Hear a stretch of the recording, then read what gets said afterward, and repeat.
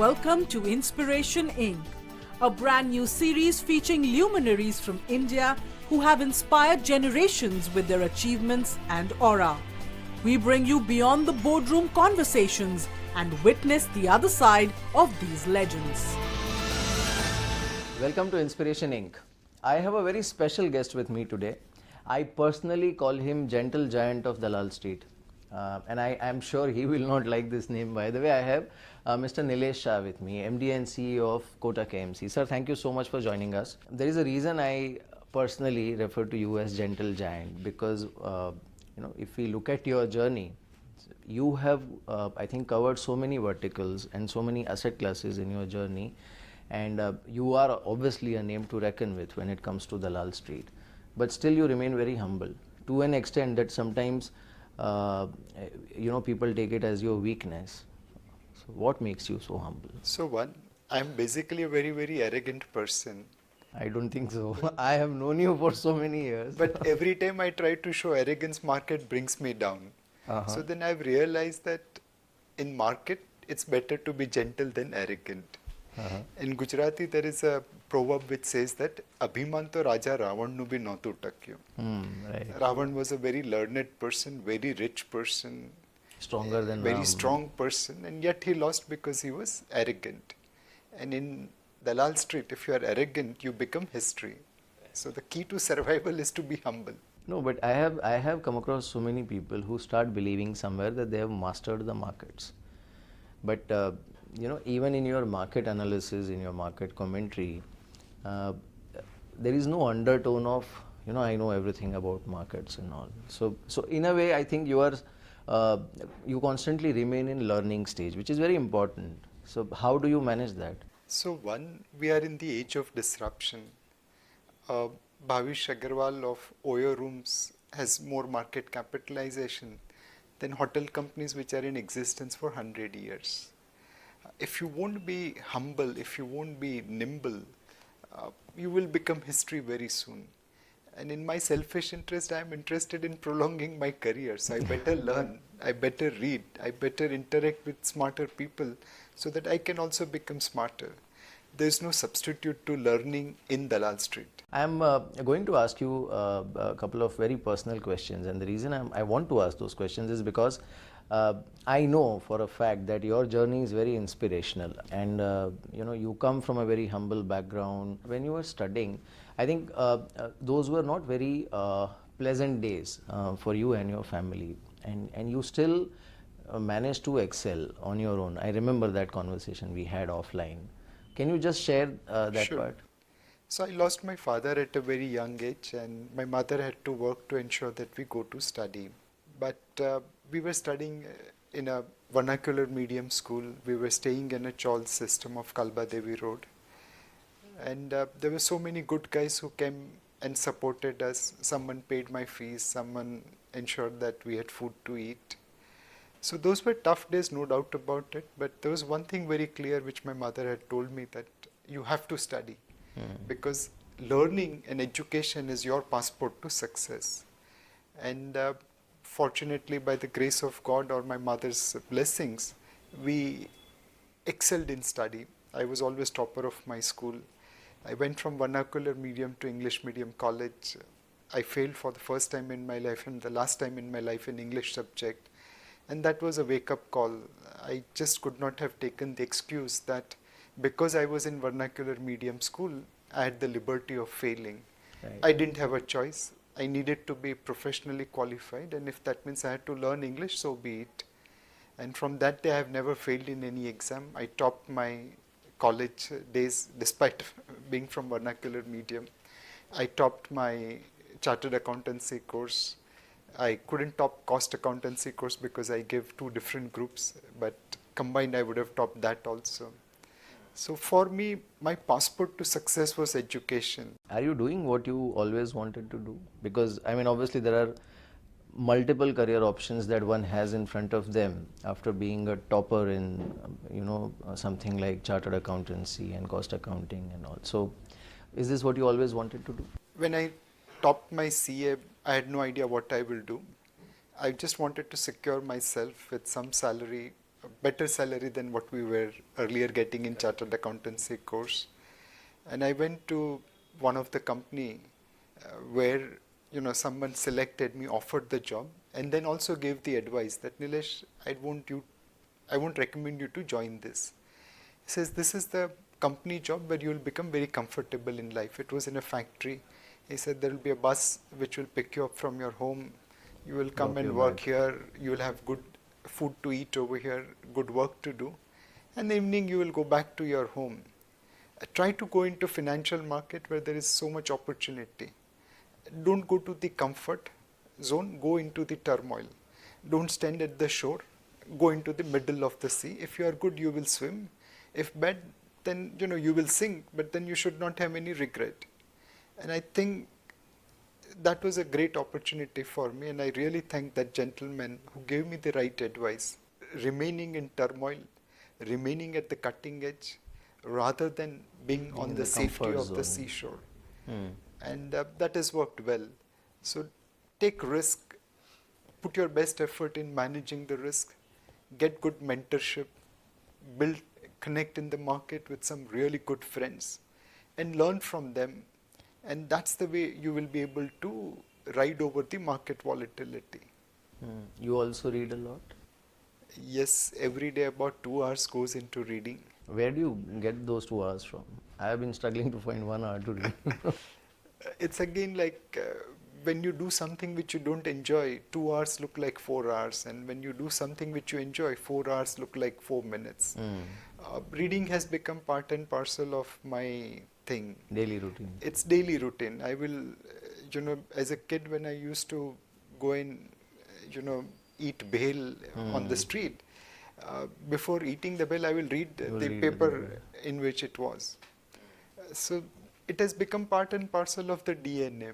So I can read wherever I want to. I can read in aeroplane, I can read in, walking, going to meet client. So who's your biggest influencer in market? Who has influenced your way of thinking about markets? So one, in the 90s when I joined ICICI, there were many mentors who taught me how to understand market. We traded in debt market, we indulged in intercorporate deposits. So there were incredibly good amount of mentors at ICICI Securities which helped me shape whatever knowledge I possess today. Then came to Templeton. It again was fixed income, then equity, and then again back to fixed income. So Templeton taught me the value of the process. In those days, my fixed income funds were delivering better return than peers and better return than equity, and I thought I was the god.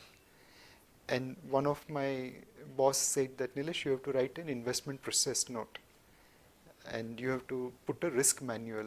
And my arrogant answer was that I am your investment manual and I am your risk manager. Just look at my performance. I said that, not necessarily in that arrogant manner, but the underlying tone was that, boss, I am the guy. I know everything. What do you want me to write? Just look at my performance. And I'm really thankful to him because he didn't throw me out. He didn't fire me. He actually made me sit saying that, Nilesh, today you are managing 300 crore. Tomorrow you will manage 30,000 crore. Today you are managing everything. Tomorrow you will have people managing. Today you are at the top of the market cycle. Tomorrow you will be at the bottom. So how will you handle this? And which is where this process is important, which is where this risk management is important. And I think I learned from that it is so important to be disciplined. It's so important to be process driven. It's not talent alone which will help you outperform the market. It is talent with discipline which will help you outperform the market. You also use a lot of mythology in your articles, in your columns, the way you explain things, and even, I mean, I have seen it in investor camps also, you do that. So do you have really keen interest in mythology, or is it because it's very popular in India, so it becomes easier to explain a concept? So I was a vociferous reader, and I had a library next door to my house where I would have read virtually every book twice or thrice. Okay. And in that library, because it was funded by a textile community, there were many religious books. And by luck or otherwise, I kept on reading them, Mahabharata, Ramayana, Gita, Krishna Avatar. And somewhere, you started getting connected to it. Some of the problems which we face in the market, the solutions are already there in the mythological books or the scriptures. And then I thought that, okay, if people are not able to understand my jargon, and there is a set of people who don't really like, communication of cricket and Bollywood alone, they want serious communication. Then mythology was one best example, and it started getting connected to people. So using mythology, cricket and Bollywood, we try to communicate to investors in a language which they can understand. Our whole mission is that we want people to be long-term investor, we want people to be regular investor, and we want people to be disciplined investor. I'll ask you the following question, which is, who is your favorite mythological character, first of all? Who is your favorite cricketer? And who is your favorite Bollywood actor? So in mythology, I have always liked Krishna, intrigued by how he has managed so many difficult situations. On one side, he is Natkhat Kanhaiya. On the other side, he is in complete love with Radha. On third side, he is master manipulator, managing everything in Mahabharata. On the fourth side, he has completely different dimension. So the sheer complexity of Krishna and the message ultimately which he delivers in Gita, clearly he becomes favorite. In terms of cricket, my liking keeps on changing with the passage of time. Depending on performance. Depending upon performance, and there is always recency bias. Yeah. So right now I like Virat Kohli, the way he is playing. But before that, Sachin Tendulkar was a favorite. And before that, I was in love with Kapil Dev. And before that, it was Sunil Gavaskar. So as the transition happened, yes, things have changed. And the good part is that you don't have to adore one. There are so many good people there which you can copy. In terms of actor, Bollywood, there's only one person, Amitabh Bachchan.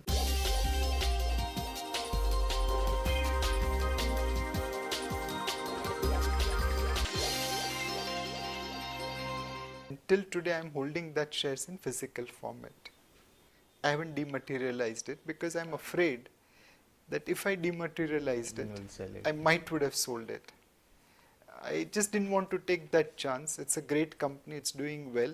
Of course, it has given me, ups and downs. Yeah. But I just want to stay with that firm. When it comes to retail investors, and now that you have seen their journey, though I'm surprised that you are still holding a physical format shares and not demat, but do you think people like you and so many of you who are in the business of simplifying investment principles and jargons for investors, or people like us, the media people, they've been successful in doing this? When I started in 97 advocating mutual fund, there were many places from where we were asked to go because we didn't give guaranteed return, we were not assuring any return.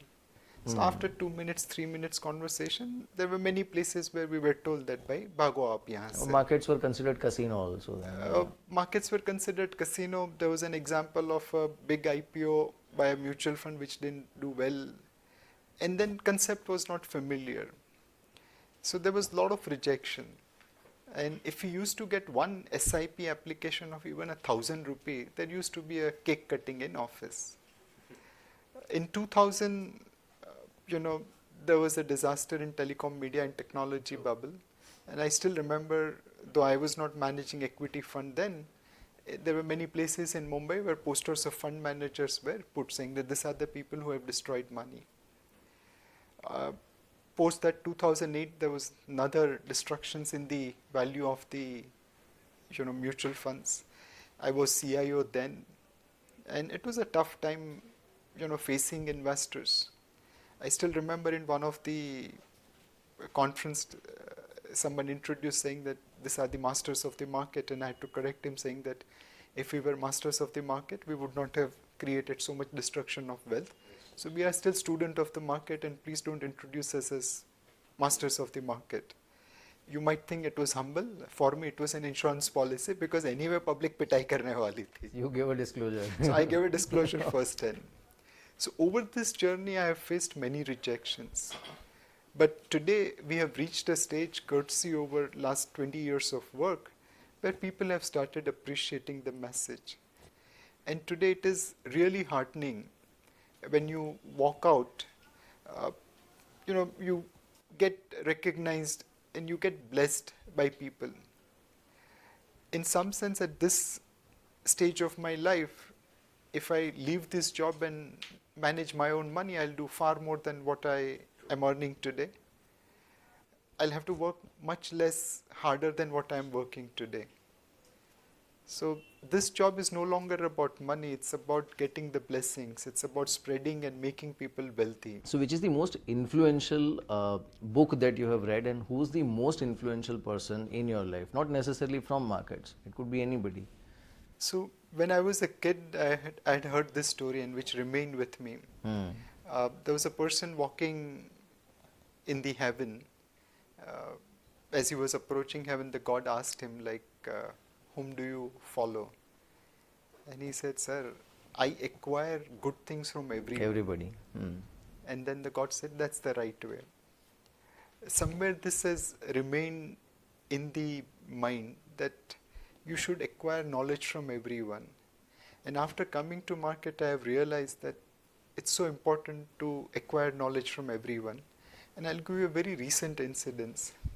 In one of the conference, someone introduced me to a young kid and said, Nilesh bhai, he's a good investor. And I looked at his age and I thought he an investor. So I asked him where are you coming from? And he gave a northern Indian city name. And I said, उस city में तो मतलब कौन equity investment करता होगा? मतलब equity investment is the domain of Gujaratis, Marwadis. ये कहाँ North India में बैठ के कर रहा होगा? But by God's grace, I was engaged in conversation with him. And then he talked about one company and the way he investigated that company, the way he researched that company. And I learned so much from him. That kid could teach me a lot about how to investigate and research a company. And that's after spending 25 years in market. So don't have one idol. Learn good from wherever it is available. Be humble to receive that goodness.